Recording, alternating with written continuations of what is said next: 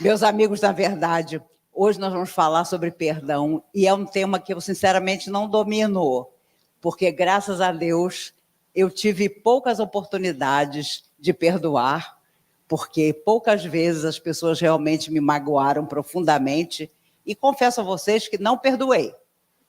Porque quando a gente perdoa, a gente esquece. E esquecer é difícil demais, como diz a música. Uma vez o Chico Xavier percebeu que um rapaz, toda vez que cruzava com ele, se escondia atrás de uma lata de lixo, atrás de um poste. E ele começou a pensar, meu Deus, eu devo ter feito alguma coisa muito ruim para esse menino. Eu tenho que encontrá-lo e descobrir o que foi, porque eu não me lembro. E um dia ele conseguiu segurar o rapaz. Meu filho, me perdoe. Eu já percebi que você passa na rua e se esconde de mim. Eu devo ter feito alguma coisa para você que eu não estou lembrando. Por favor, me perdoe. E o rapaz caiu em pranto. Chico, sou eu que te peço perdão, porque eu falo mal de você pela cidade toda, você nunca soube. Ele disse, não, nunca ninguém me contou. Pois é, as coisas que eu falo de você são tão absurdas que as pessoas não têm nem coragem de te contar. E ele chorava e pedia perdão ao Chico. Então, o Chico disse que isso ficou na lembrança dele, como nós temos que nos comunicar. Como que nós temos que, quando percebemos que a pessoa está meio virada conosco, segurá-la e dizer, eu te fiz alguma coisa? Se você me pegou num dia ruim, me perdoe, porque eu, com certeza, não estava bem naquele dia. E no dia que a gente não está bem, é melhor a gente nem piar. Porque às vezes a pessoa quer, eu quero te contar meus problemas. Hoje eu não estou boa para escutar nada, né? Então, olha, se eu escutasse os espíritos dizem, se você escuta pela segunda ou terceira vez de alguém o mesmo problema, o problema passa a ser seu, não é mais da pessoa. Porque você não está ajudando a pessoa a resolver. E eu tenho amigas que me contam a mesma coisa há quase 40 anos. Então, sincera, e é difícil você dizer, agora eu não quero mais escutar. Porque você me diz a mesma coisa há tantos anos e a pessoa nem percebe. Gente, eu conheço gente de tudo que é jeito.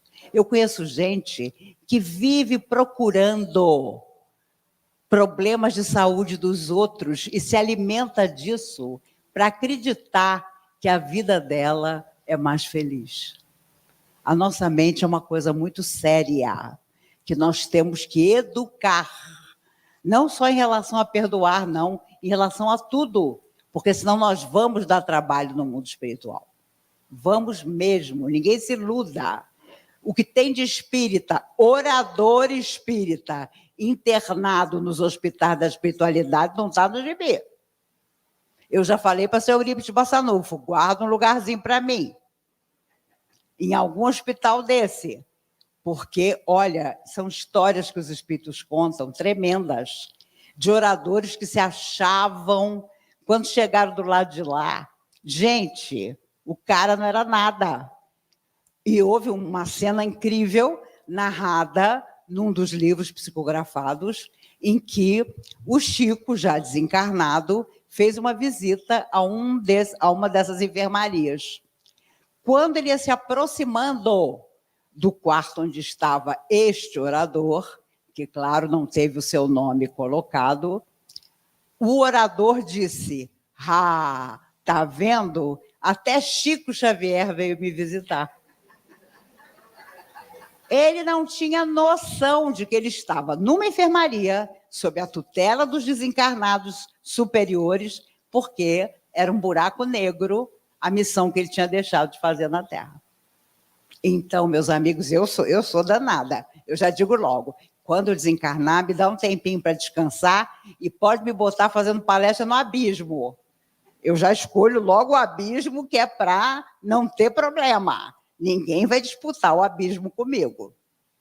E eu confesso a vocês que, inúmeras vezes, eu me vejo fora do corpo, com a plateia na minha frente, uma plateia que não aceita o que eu estou falando, E é interessantíssimo, porque todos estão virados de costas para mim. E aí o espírito amigo diz, comece a falar. E quando eu começo a falar, as pessoas vão se virando na minha direção.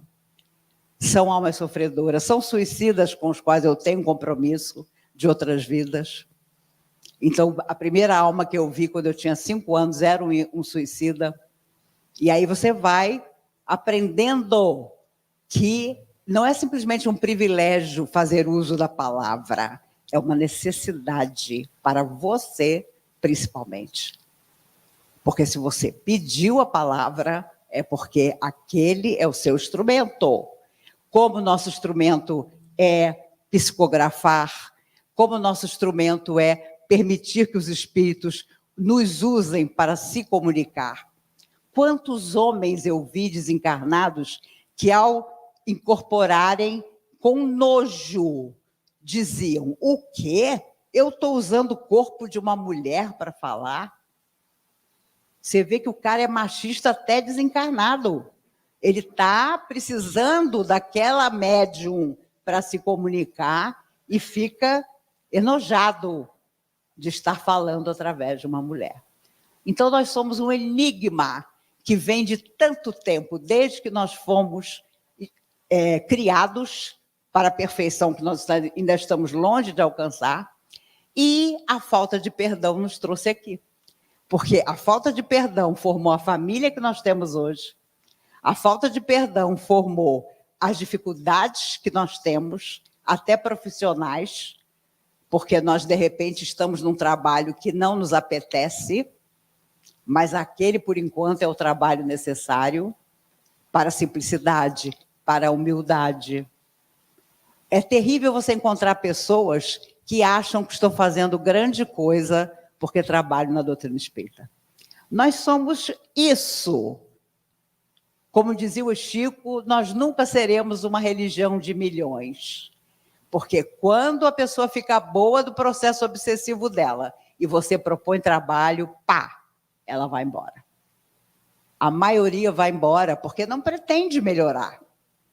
Quando nós ficamos, é porque alguma coisa dentro de nós diz que mais do que perdoar, nós precisamos refazer o nosso destino. E essa é a vida decisiva.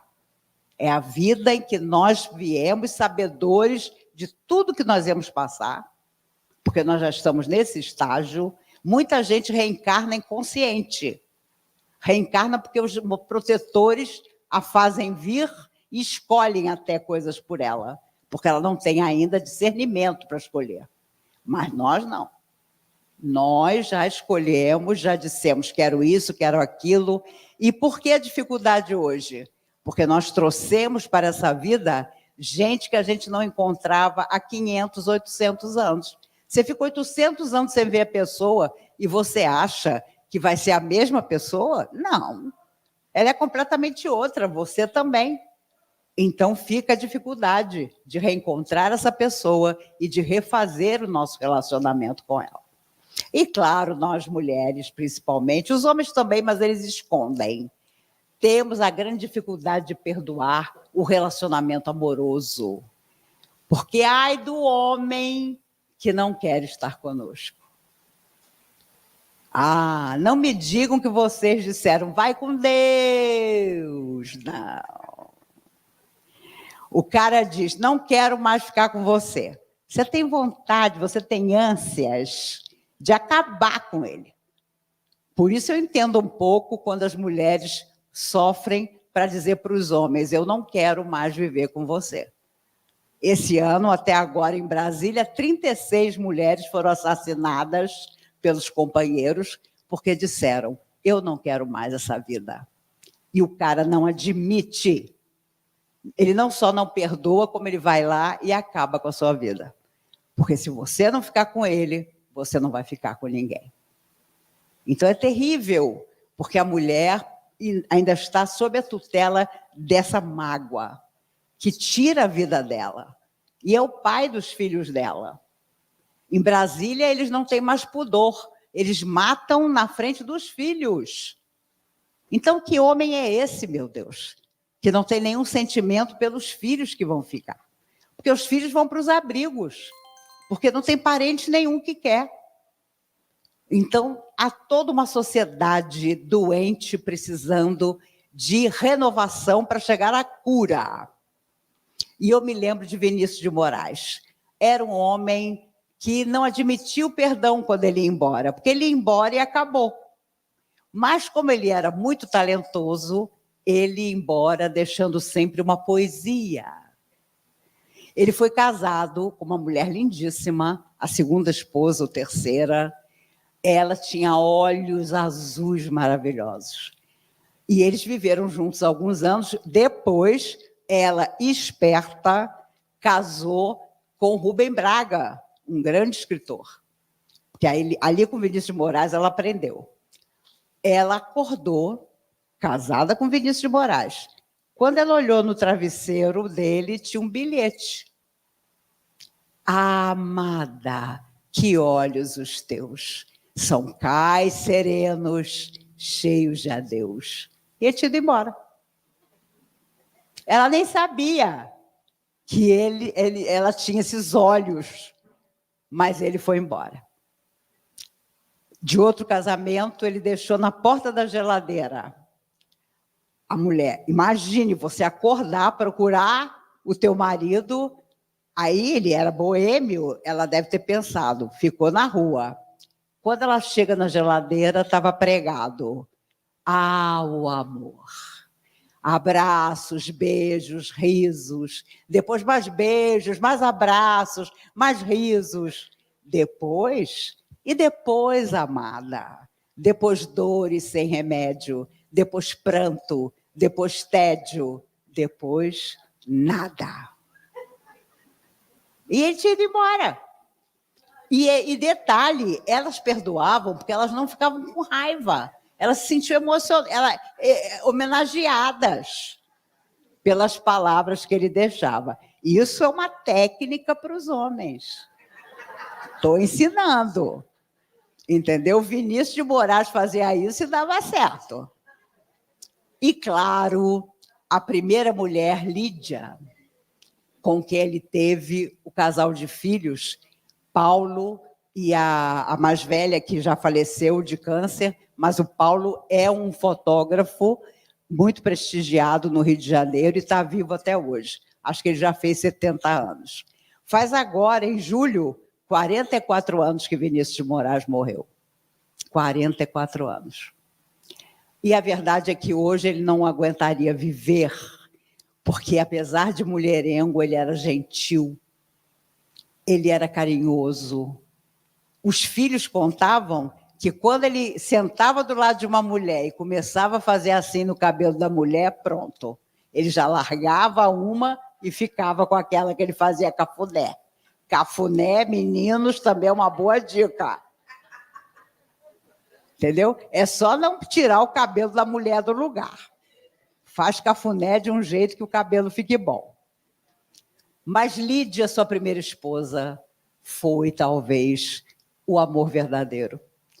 Porque para ela, quando ele se divorciou, e foi o casamento que mais durou 11 anos.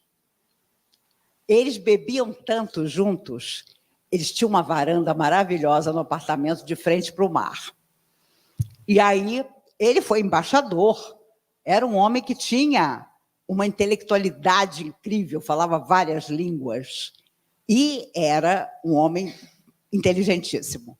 Os dois resolveram fazer o seguinte: vamos fazer uma pilha das garrafas de uísque que nós tomarmos. Teve um dia que tiveram que chamar uma pessoa para tirar, porque eles não enxergavam mais o mar. A pilha de garrafas que eles tinham bebido ao longo do tempo tinha criado um obstáculo na varanda para enxergar o mar.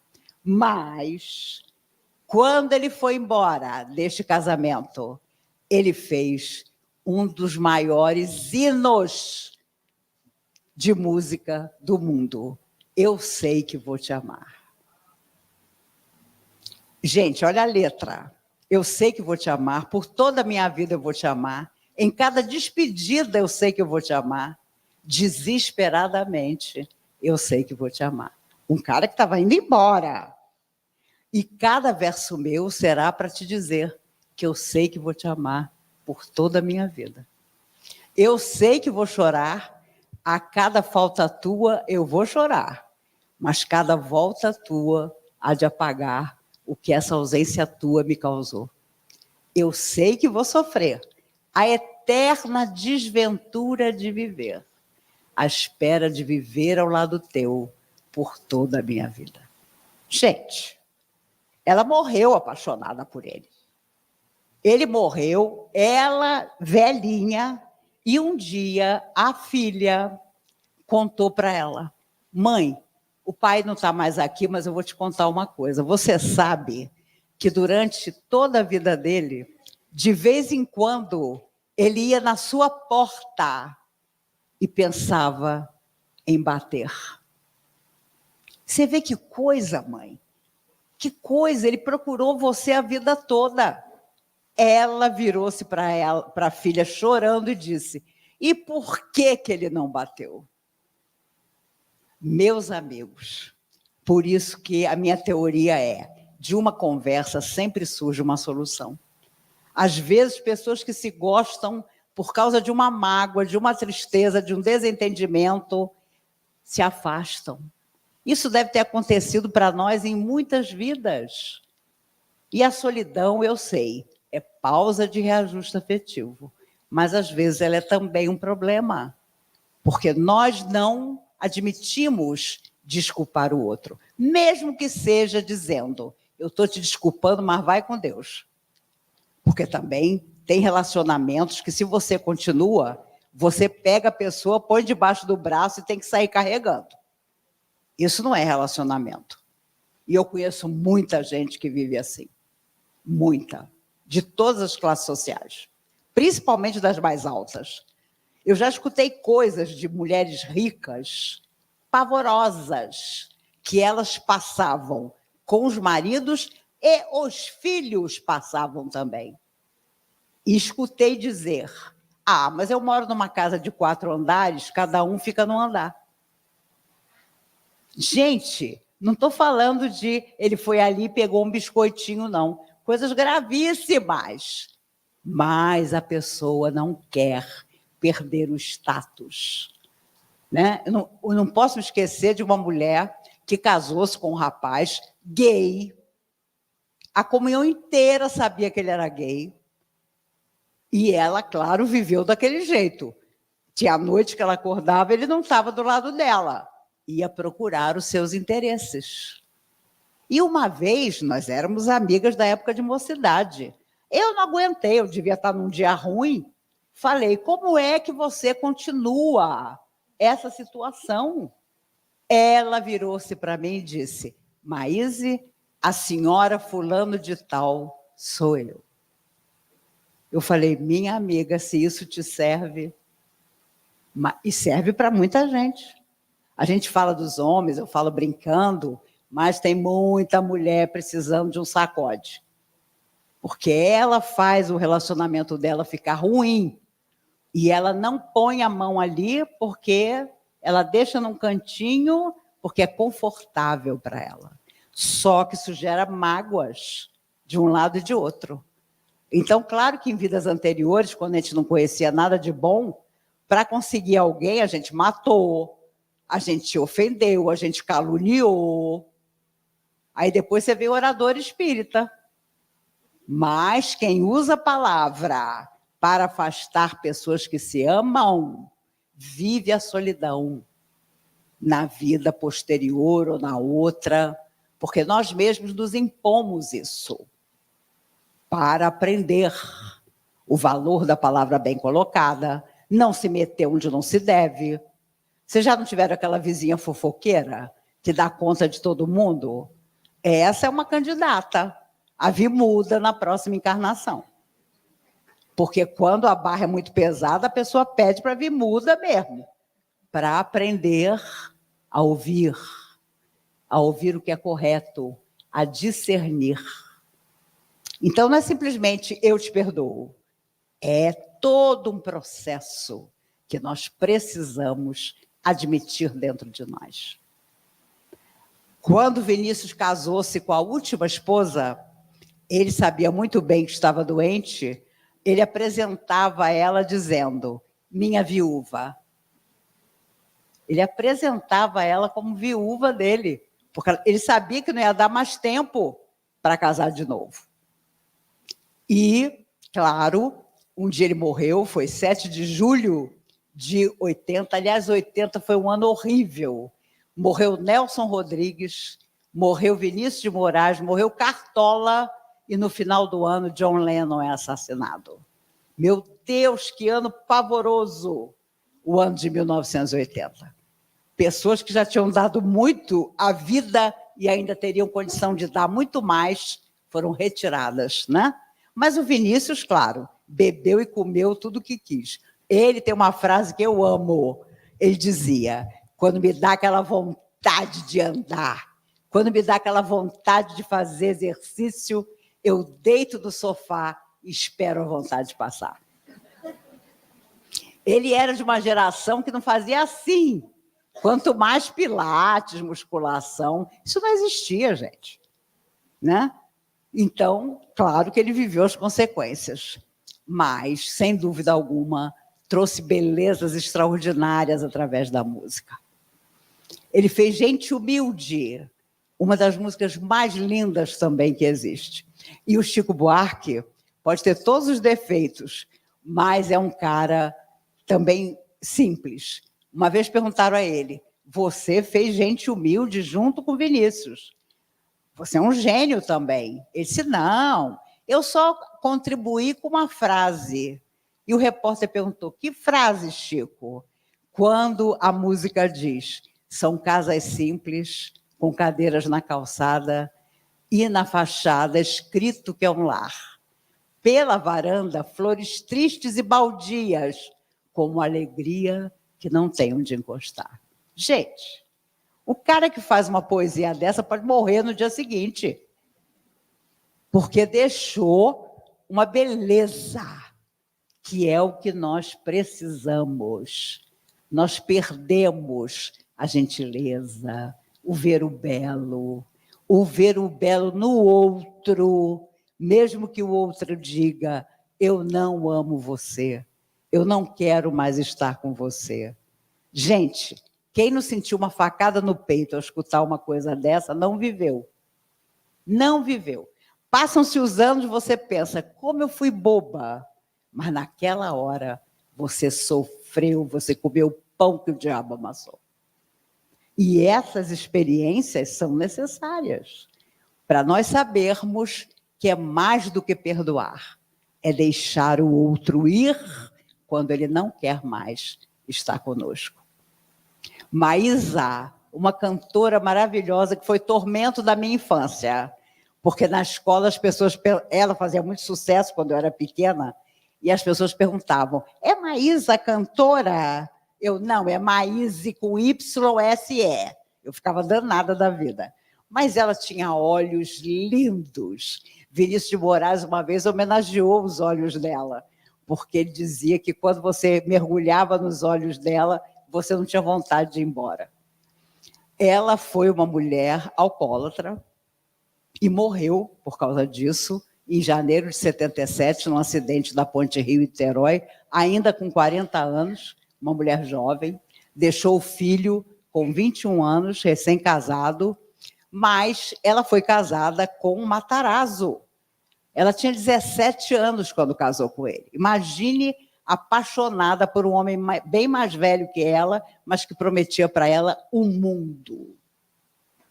Então, a lua de mel foi em Veneza, na Itália. Ela tinha uma mãe que achava que ela tinha que casar com um príncipe. E, de certa forma, na época, o Matarazzo era um príncipe.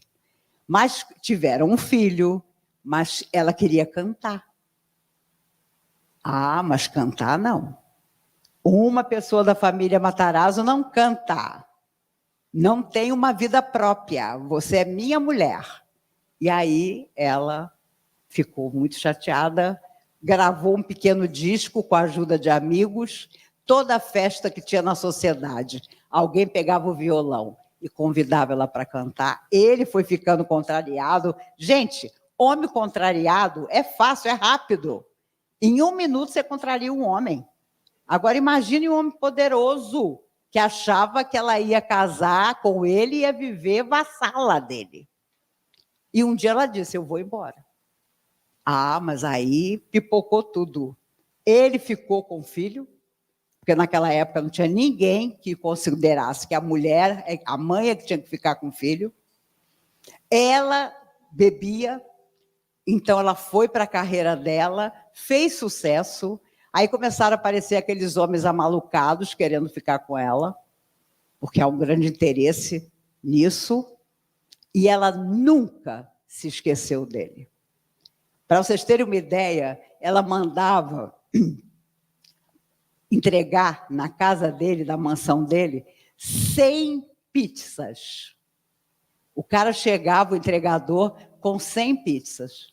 Doutor Matarazzo, o senhor pediu 100 pizzas. Eu pedi alguma coisa? E ele pagava as 100 pizzas, porque sabia que ela estava do outro lado da rua, às gargalhadas, vendo ele receber as 100 pizzas. Era a vingança dela. Ela tentou se vingar dele a vida toda. Mas quem sofreu foi o filho, porque ele foi colocado num colégio interno. Ele hoje é Jaime Morjardim, o diretor da Globo. E detalhe, ele conta que na Copa de 70, imagine o Brasil ganhando tudo, o porteiro do colégio interno ficou com tanta pena dele, porque todo mundo tinha saído de férias, e ele não. Porque nem o pai, nem a mãe que o disputavam tinha aparecido para buscá-lo. Então, era ele sozinho e o porteiro. Aí o porteiro ligava a televisão e eles assistiam os Jogos do Brasil. Imagine a mágoa que isso cria num filho. Um filho com dinheiro, um pai rico, mas que não aparecia para buscar, a mãe muito menos, porque estava viajando pelo mundo com a carreira dela.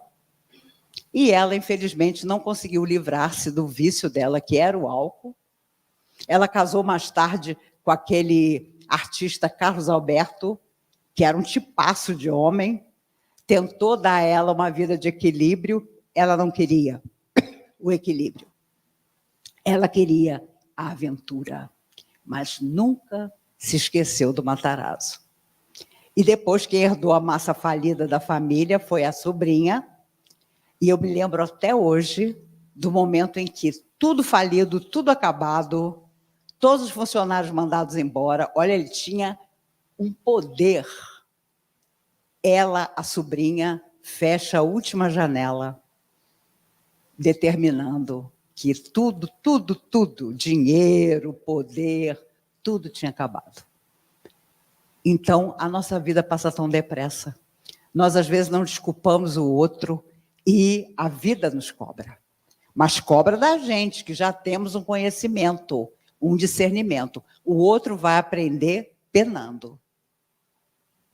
Por isso, Jesus dizia, perdoai os vossos adversários enquanto estais a caminho com eles. Porque quando nós nos afastamos, o reencontro, sabe-se lá quando e aonde, é sempre dolorido, é sempre cobrador. Então, nós precisamos nos rever para estar bem. A Elis Regina foi casada com um homem com o qual ela não tinha nada em comum e, no entanto, ele foi tormento da vida dela, porque ela teve um filho com ele, depois ela teve um outro casamento bem-sucedido, até quando deu, mas a mágoa que ela tinha do primeiro marido era enorme. E ela, cá entre nós, se achava. Ela realmente era uma cantora extraordinária. Ela mesma dizia, depois da Ângela Maria, eu sou a maior cantora do Brasil. E realmente foi. Né? Meu pai gostava mais da Gal Costa, mas eu me lembro, quando a filha dela apareceu, a minha filha disse, mãe, você já ouviu a filha da Elis Regina cantando? Eu falei, vem cá, que eu vou te apresentar a mãe dela. Nunca mais a Mariana ouviu a filha da Elis Regina.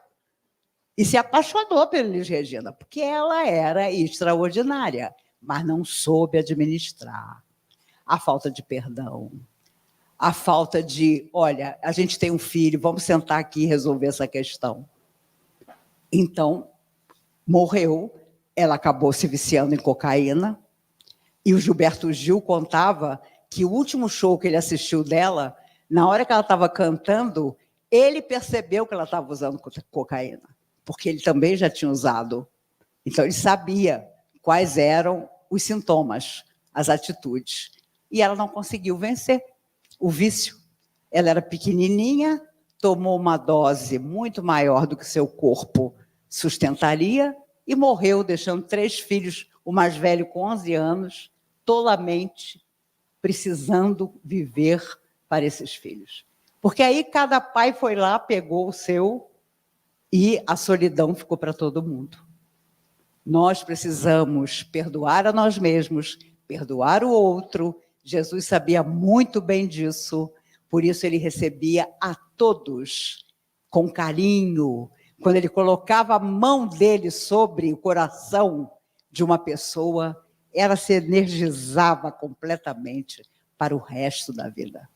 Mas muita gente voltou a ficar doente, porque voltou a fazer as mesmas bobagens. Por isso ele dizia, vai, não peques mais, para que o pior não te aconteça. E a pessoa mandava bala, já que estava curada, e voltava a adoecer. O que eu fico nervosa é quando os espíritos dizem que muitos de nós, espíritas de hoje, estávamos na época do Cristo e ouvimos da sua própria boca o sermão da montanha. Estávamos no meio daquela massa, a escutar aquelas belezas inesquecíveis e não fizemos nada. Por isso que nós estamos aqui de novo. Eu conheci muita gente que tinha ilusão de ter sido um cristão que morreu na boca do leão. Pode desacreditar.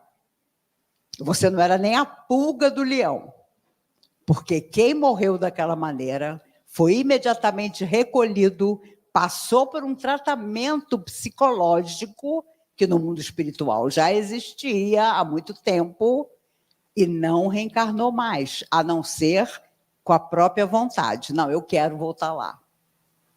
Mas nós estamos aqui até hoje. Então, nos lançar aos cristãos, nós não nos lançamos. Aos cristãos, não. Aos leões, nós não nos lançamos, não. Porque tinha aquela clássica pergunta, diz que você não acredita em Jesus e você volta para casa. Imagine se a gente não voltou. Que Jesus? Nunca ouvi falar desse homem. E os leões rugindo.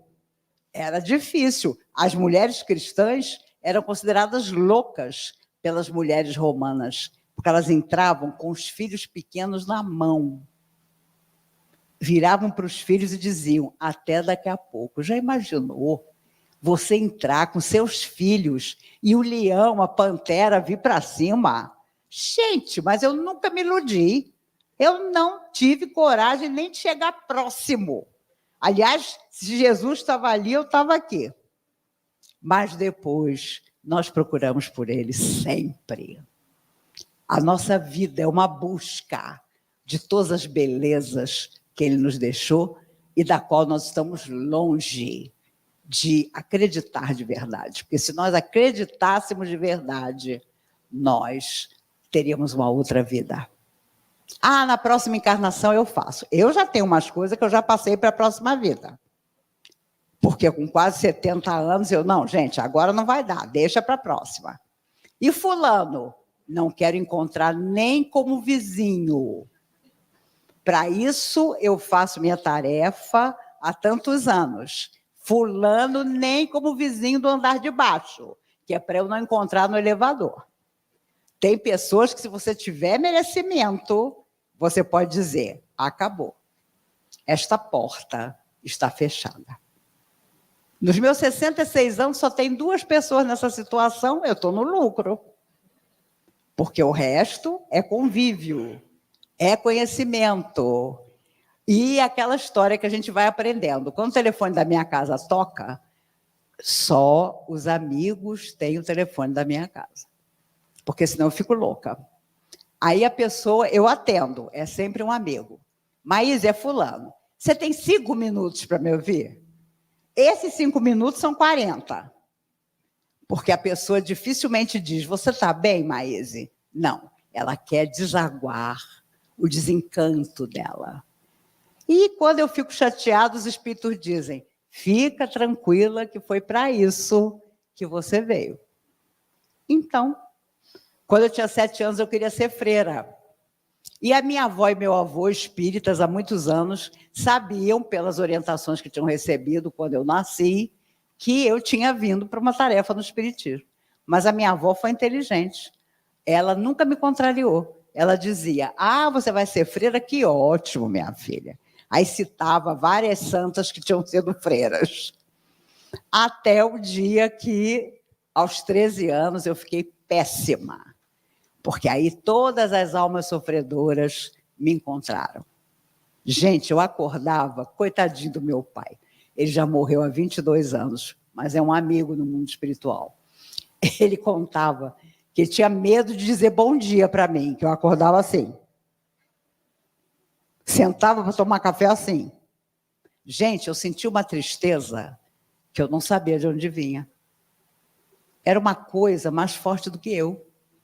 Então, eu fiquei muito ruim. Eu perdi o ano na escola, até chegar à comunhão. Então, eu fui à comunhão assim. Olha, eu vou para provar para vocês que o que eu tenho não tem nada a ver com o espiritismo. E eu fui numa noite de segunda-feira, e Dr. Bezerra de Menezes, incorporado em Dona Irene Carvalho, uma médium extraordinária, que morreu aos 95 anos e foi uma das fundadoras da comunhão. Ela via passado, presente e futuro. Era uma coisa impressionante. Nunca mais uma mediunidade igual a dela. Quando as pessoas iam no Chico Xavier e moravam em Brasília, ele dizia, por que vocês não procuraram a Irene lá na comunhão? Na noite que eu cheguei, uma segunda-feira, entrei numa salinha, Dr. Bezerra incorporado disse, que bom, minha filha, você veio no dia que você prometeu. E eu caí dura, porque eu falei, que prometi aonde? E aí ele conversou comigo sobre tudo o que ia acontecer na minha vida, se eu quisesse. E se eu não quisesse, eu seguiria um caminho e a espiritualidade que queria trabalhar comigo seguiria outro. Mas o impressionante foi que depois ele chamou meu pai e minha mãe. E quando meu pai entrou, ele disse, sua filha nunca vai fazer uma faculdade, porque ela pediu para não ter um diploma superior nessa vida. Meu pai ficou louco. Eu era a filha mais velha. Como que eu não ia fazer faculdade? Meu pai militar. Olha, ele levou anos para me contar isso. Quando chegou a hora de fazer vestibular, eu falei, pai, eu não vou fazer vestibular. Eu vou trabalhar com um amigo meu que está precisando do meu trabalho e eu não vou continuar estudando. E aí, doutor Bezerra tinha dito a ele, ela pediu para não ter um diploma superior para valorizar o que ela em outra vida não valorizou. Papai calado. Quando eu disse, não vou fazer, ele me contou essa história. Eu já sabia que você não ia fazer vestibular, porque o doutor Bezerra, há anos, me contou que você tinha pedido para não ter um diploma superior. E isso hoje me vale muito, porque as pessoas perguntam, você é psicóloga? Você é advogada? Você é não sei o quê? Eu não sou do lar mesmo. E as pessoas não acreditam. Não é possível. Eu falei, não, só tenho o 2º grau. E as pessoas ficam chocadas. Aí elas começam a acreditar que eu não falo sozinha, que são os espíritos que me ajudam a falar. E os espíritos, meus amigos, são assim. Até onde você quiser, nós vamos juntos. Se um dia você desistir, você vai para um lado e nós para o outro. Eles têm essa racionalidade. Não, fica, não vai embora, não larga a sua tarefa. A decisão é sempre nossa. Sempre nossa. E isso é livre-arbítrio. Eles respeitam.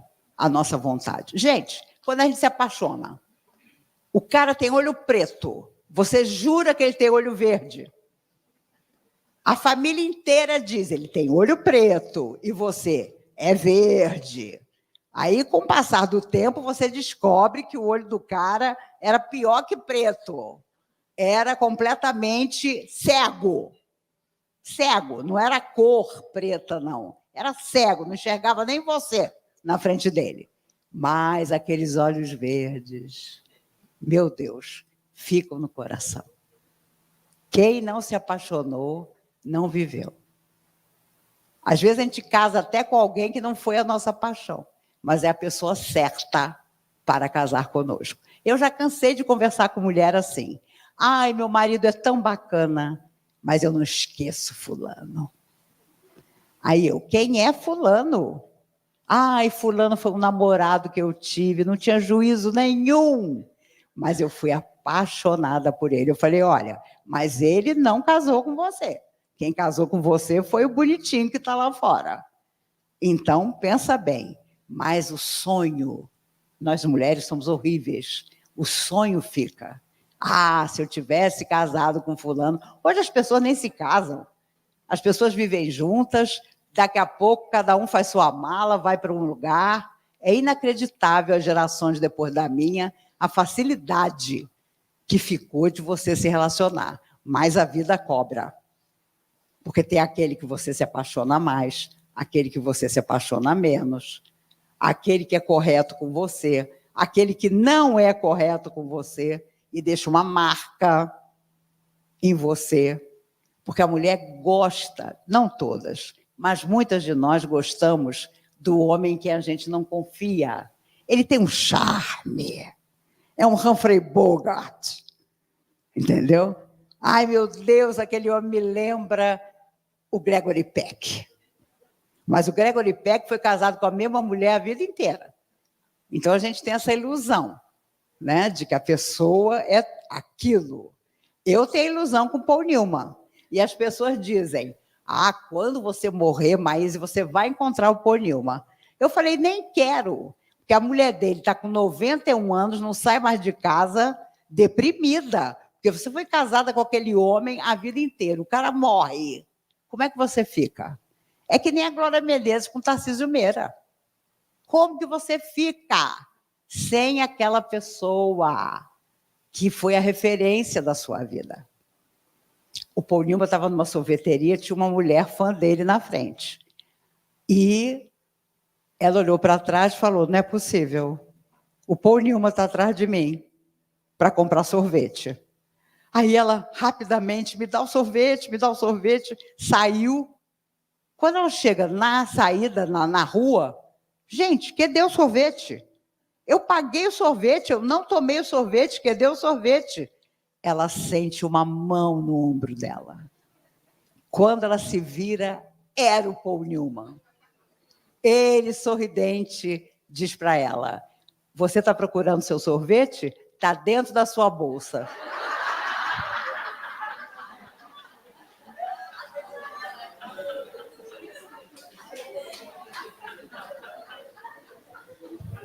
Quando a gente gosta, quando a gente ama, quando a gente encontra um ídolo, a gente põe o sorvete dentro da bolsa.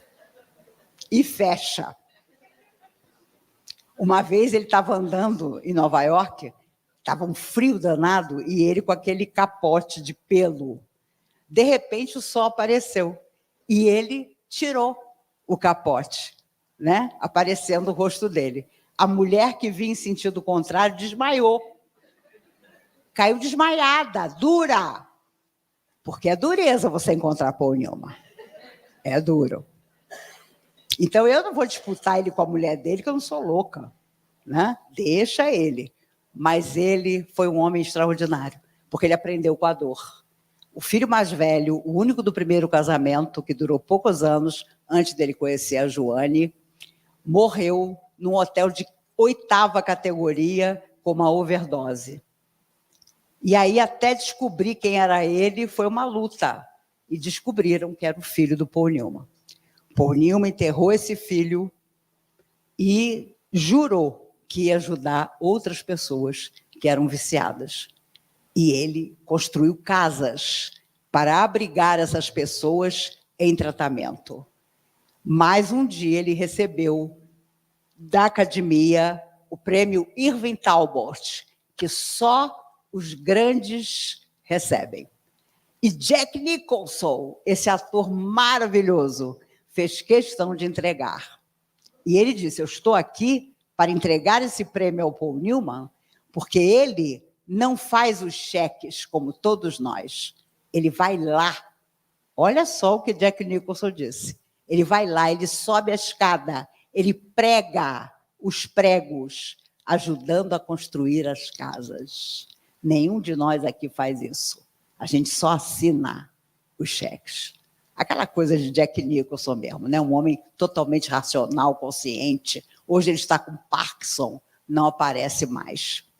Mas lá vem Paul Newman para receber o prêmio Irving Talbot, né? Que é uma honra, porque dentro daquela coisa louca que é Hollywood, você é escolhido como alguém que preferiu ter uma outra vida, uma vida de perdoar a existência, porque o filho tinha morrido e ele não tinha ideia da quantidade de vício que o filho tinha, mas ele passou o resto da vida se penitenciando. E ele cozinhava muito bem, criou uma série de molhos que são super usados nos Estados Unidos e que o rótulo veio o rosto dele. Quando eu fui à Disney com a minha filha, eu entrei no supermercado e tinha uma prateleira cheia das coisas dele.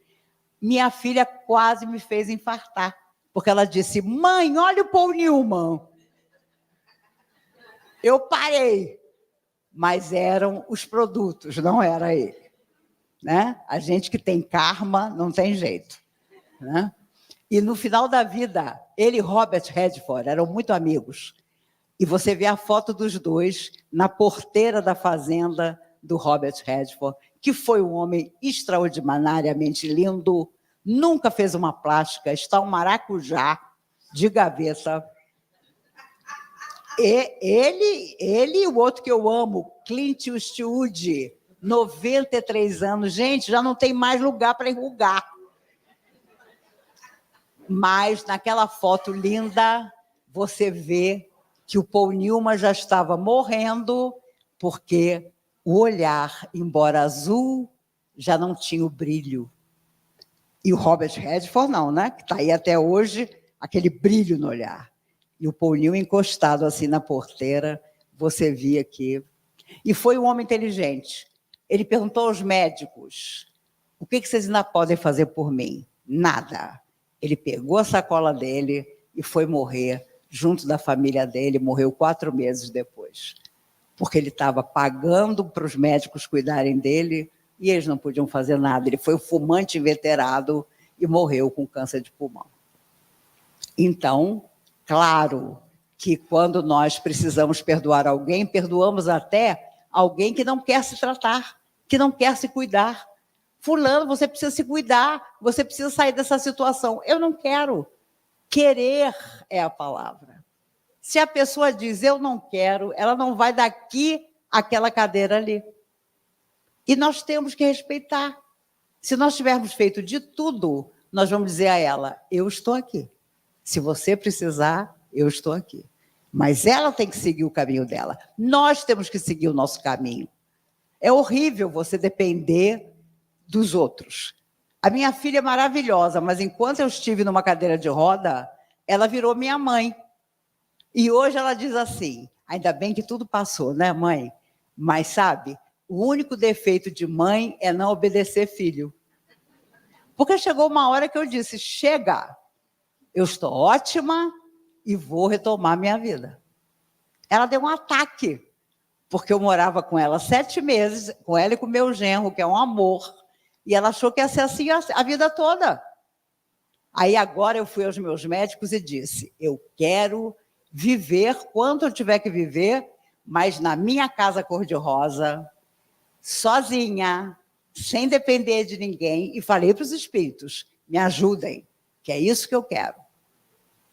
E aí, Meu genro, num gesto de loucura, perguntou: será que já não é hora dela morar com a gente? Deus que me perdoe. Vou até bater na boca. Gente, não dá. Filho começa a dizer: faça isso, não faça aquilo. Se filho tivesse que mandar na gente, era nosso pai e nossa mãe, não era nosso filho. Tudo é uma questão de hierarquia, né? Então, o filho pode ter 60 anos, que você é mãe, você ainda vai dizer para ele: não vá por aqui. Eu já fui por aqui, não dá certo. Porque a gente também tem que contar a nossa experiência. Por isso, meus amigos, eu não sei se falei de perdão, mas falei o que estava no meu coração e quero que vocês sejam multiplicadores disso. Que vocês, na vida de vocês, possam fazer com que as pessoas acreditem que nós vamos sempre seguindo em frente. Vinícius de Moraes não ficou satisfeito com a letra de Eu Sei Que Vou Te Amar. No meio da música tem uma poesia que diz: de tudo, meu amor, serei atento, e com tal zelo e sempre tanto, que mesmo em face do maior encanto, dele se encante mais o meu pensamento. Quero vivê-lo em cada vão momento, e em seu louvor espalhar meu canto, e rir meu riso e derramar meu pranto, ao seu pesar e ao seu contentamento.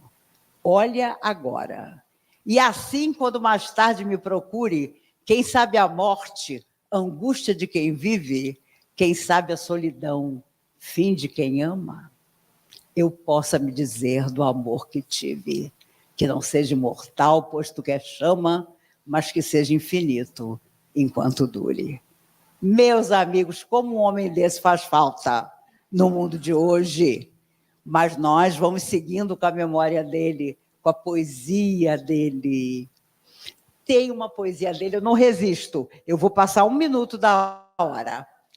Diz assim, diz assim: quando chegares, era uma pessoa que estava esperando por alguém, quando chegares eu te vir chorando, de tanto te esperar, que te direi? E da angústia de amar-te, te esperando, reencontrada, como te amarei?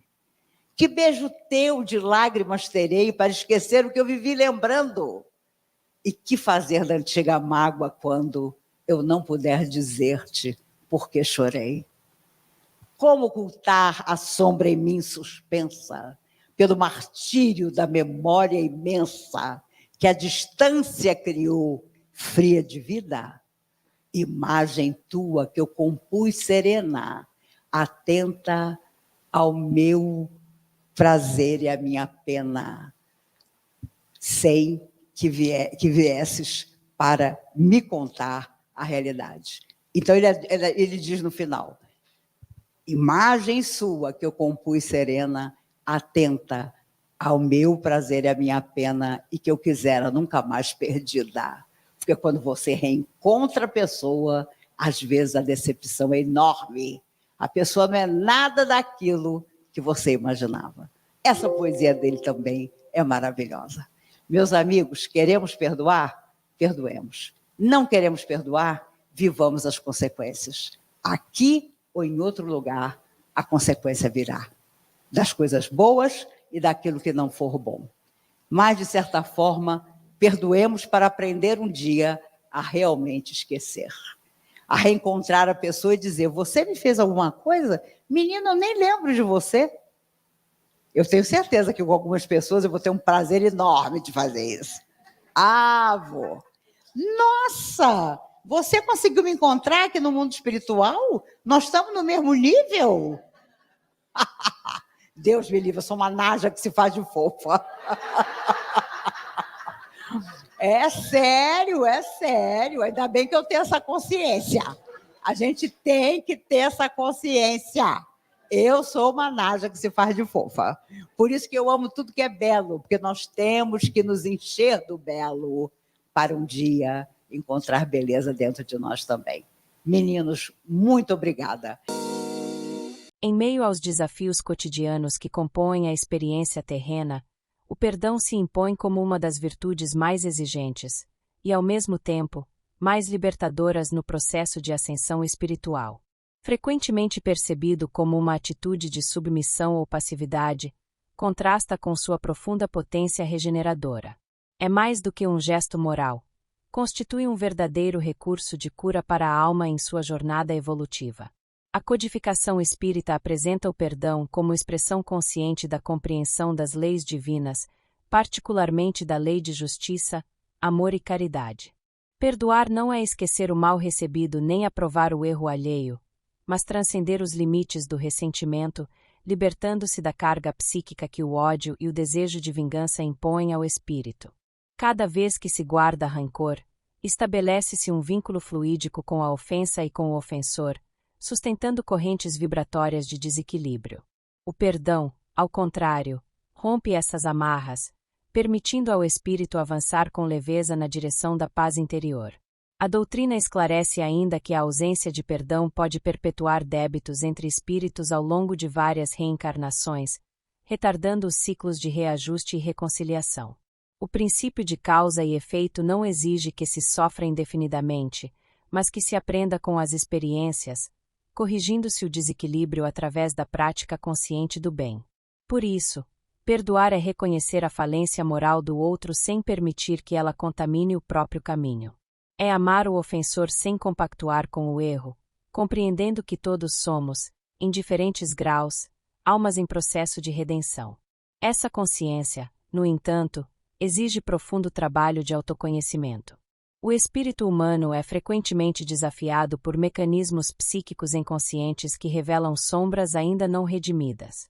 Dentre eles, destaca-se a tendência de observar a dor alheia não com empatia, mas com uma vaidade velada que extrai do sofrimento do outro uma sensação de superioridade. Quando a alma, fragilizada em sua autoestima ou ainda aprisionada ao orgulho, contempla os reveses do próximo com certa satisfação, denuncia sua dificuldade em compreender a fraternidade como lei que rege os destinos coletivos. A doutrina espírita é clara ao afirmar que todos estamos em aprendizado. O tropeço de um companheiro de jornada não representa ocasião para julgamento ou comparação, mas convite à reflexão e ao amparo. O progresso autêntico manifesta-se quando o coração é capaz de sentir a dor alheia como extensão da própria, reconhecendo que, em outros contextos, poderíamos ocupar posição semelhante. Comprazer-se dos reveses e quedas alheias é reflexo de orgulho não vencido, que busca no desequilíbrio externo a manutenção ilusória da própria estabilidade interior.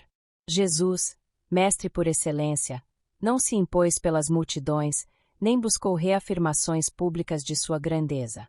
Ao contrário, inclinou-se sobre os que sofrem com ternura e compaixão. Na cruz, submetido à extrema violência, elevou sua prece aos céus. Pai, perdoa-lhes, porque não sabem o que fazem. Essa lição maior transcende o tempo e nos convida à compaixão lúcida, capaz de enxergar além da ofensa, acolhendo o infrator como alguém ainda distante da luz. Esse mesmo princípio se aplica àqueles que receberam da providência divina a faculdade mediúnica e falharam na sua missão.